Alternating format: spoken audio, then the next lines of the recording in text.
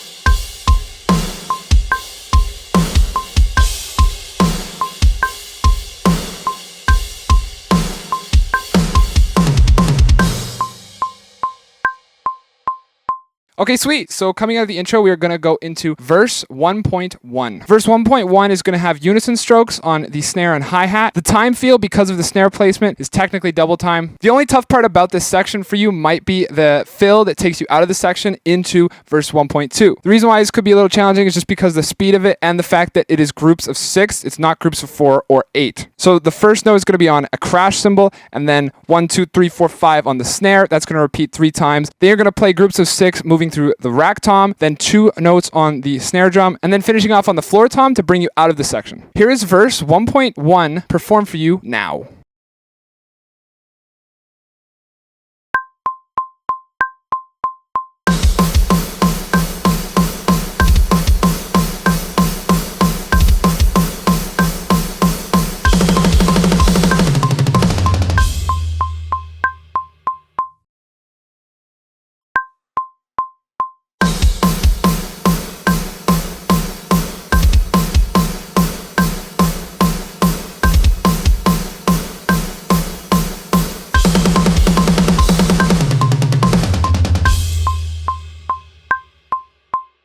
Okay, great. So after 1.1, you guessed it, verse 1.2. Verse 1.2 is going to be a full-time feel because the snare placement is on 2 and 4 throughout most of the section. Verse 1.2 is a pretty straightforward section. The only thing you need to pay attention to is exactly what's going on with my feet as I transition out of the section. I found the transition for all of these sections very, very smooth and very well written. Here is verse 1.2 now.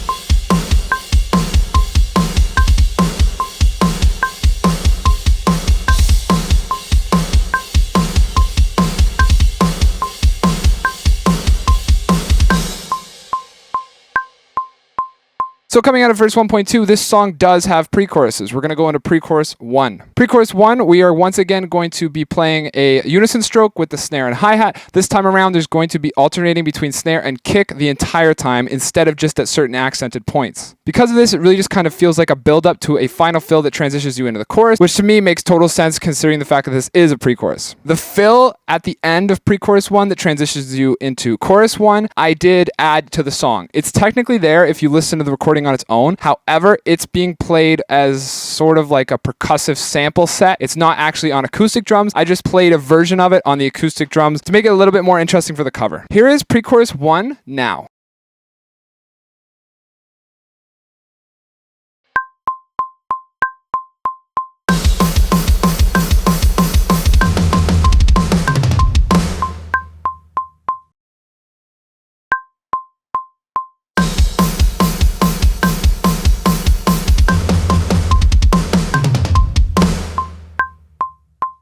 After pre-chorus 1, we're going to go into the first chorus in the song. Chorus 1 and chorus 2 are the same, and then when we get to chorus 3, it's going to be a little bit different. So once you learn chorus 1, it's pretty much going to be the same as chorus 2. There's really not a whole lot to say about these choruses. They're very straightforward, pretty simple. Should be one of the easier sections for you to learn throughout this song. Here's chorus 1 now.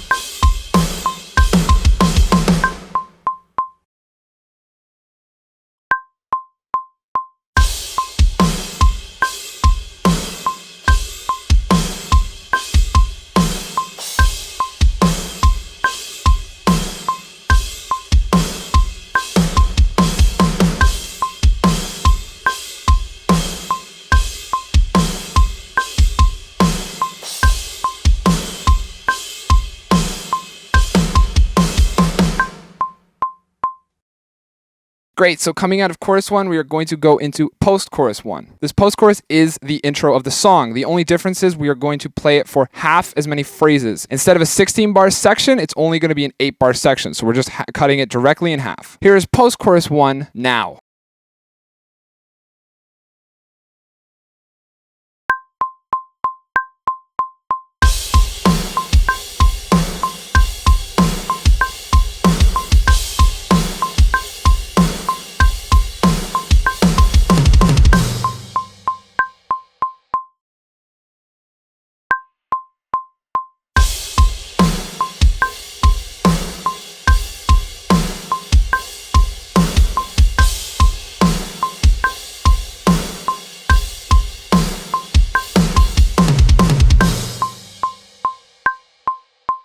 After post-chorus 1, we're going to go into verse 2.1. Verse 2.1 is exactly the same as verse 1.1. The only thing we're going to change up is that the cymbal placements during the fill at the end of the section are going to be changed up a little bit. There is an effect cymbal. I chose to use a splash. I think it's a splash in the recording. It sounds like to me it's a splash. For you, you can use a stack or your hi-hat if you don't have any kinds of effect cymbals. So the main thing for that fill is just to remember it's crash cymbal, effect cymbal, or hi-hat or china, and then another crash cymbal. Could be the same crash cymbal as the first time around, or you can change it up. I chose to change it up. I used my right crash, and I used my splash cymbal, then I used my first left crash, and then played the rest of the fill. Here is verse 2.1 now.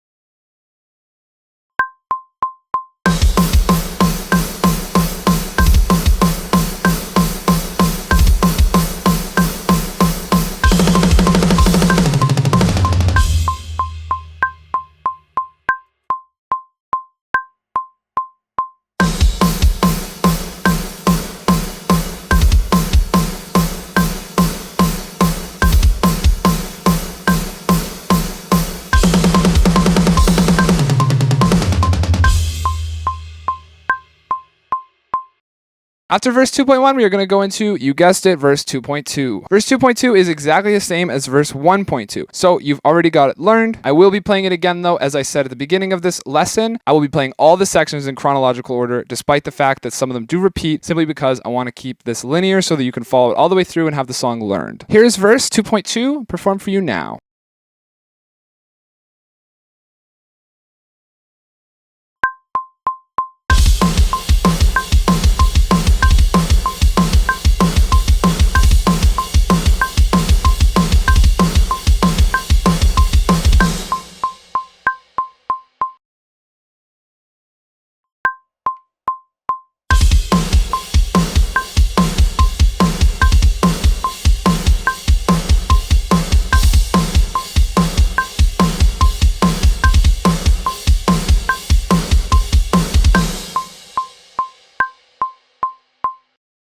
After verse 2.2, we are going into pre-chorus 2. Pre-chorus 2 is different from pre-chorus 1. The thing that we're changing is the fill at the end is going to be a little bit different. The footwork before the tom snare unison strokes is going to be groups of 3 and much faster. Pay attention to the feet during the fill. That's really primarily what's going on that's different. Then we have a couple flams followed by some kicks, and then to finish it off, 2 strokes on your rack tom to bring you into the second chorus. Here is pre-chorus 2 performed for you now.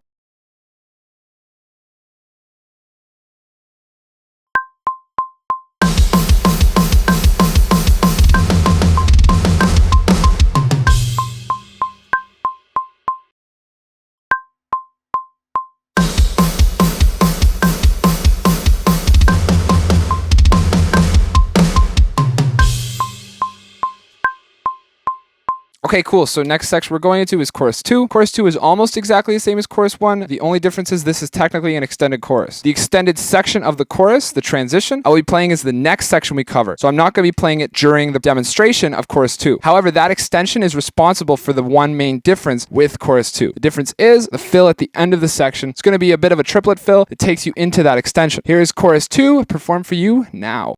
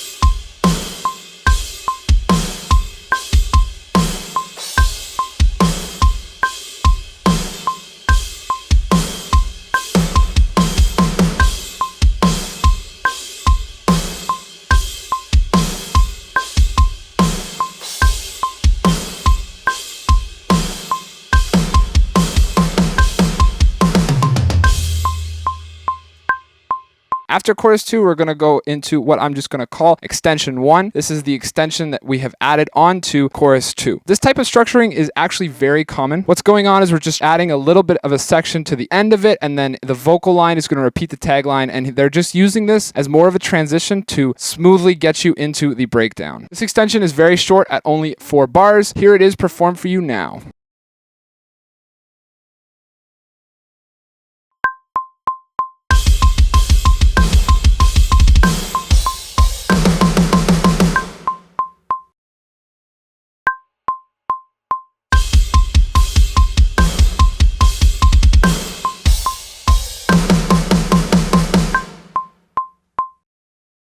Okay, great. So after that extension, we have used it to transition ourselves into the bridge. The bridge is a 16-bar breakdown. It's pretty simple. We're going to be in full time at first, then we're going to transition to the halftime version of itself. Once you learn the full time section, it'll be super easy to learn the halftime section because essentially all the halftime section is doing is taking out parts from the full time section. The primary difference is we're going to remove the amount of chugs or kicks that are happening in the first half and drop it to make it a halftime feel in the second half. The snare placement is also going to change a little bit. The snare placement also will change from 2 to 4, moving it to 3 to make it a halftime feel. Here is the bridge performed for you now.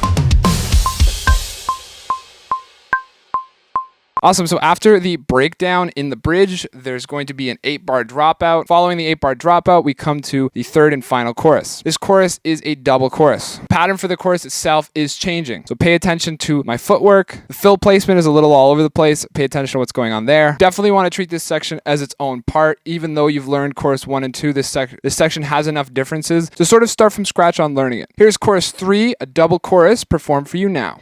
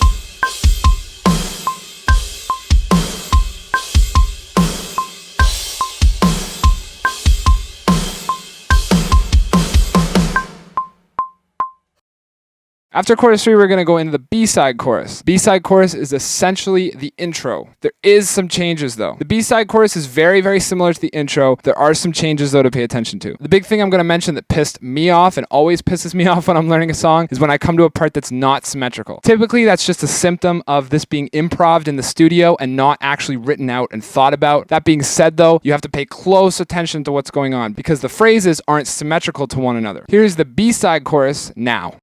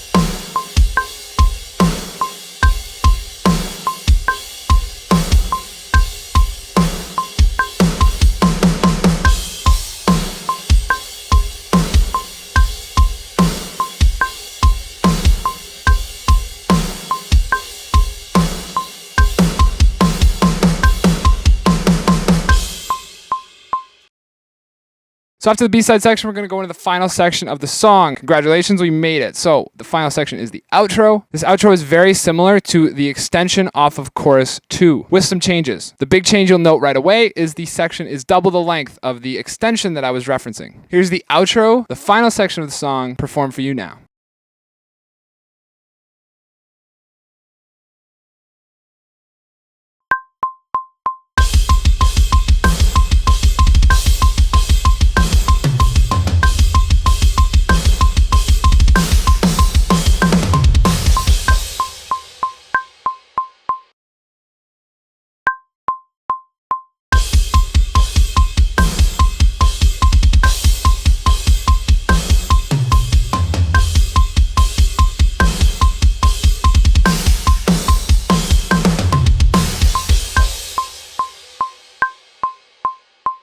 Okay, sweet. We made it. Congratulations on learning Eternally Yours by Motionless and Wyatt. I really hope you enjoyed my cover on this song. I really hope that you enjoyed this lesson video and that it helped you in your practicing of learning the song. I just want to mention as I wrap up this video, I will be skipping a week of drum covers, unfortunately, because I'm wrapping up the tattoos on my left arm, and that's going to cause me to have to take a break. I don't like to practice drums or do any drumming or any sweating for that matter when I have some healing tattoos, just because it can affect the way that my skin heals. So that being said, I do apologize. However, the week that I am not doing drum covers, I have several other videos planned that I will be posting. So I look forward to get those guys up for you. If you want to connect with me further, you can do so at any of my social media pages. The links are on the screen for you now, as well as in the description below. Thanks again for checking out this video. Please like and subscribe if you enjoyed this video, and I will see you guys very soon with something new.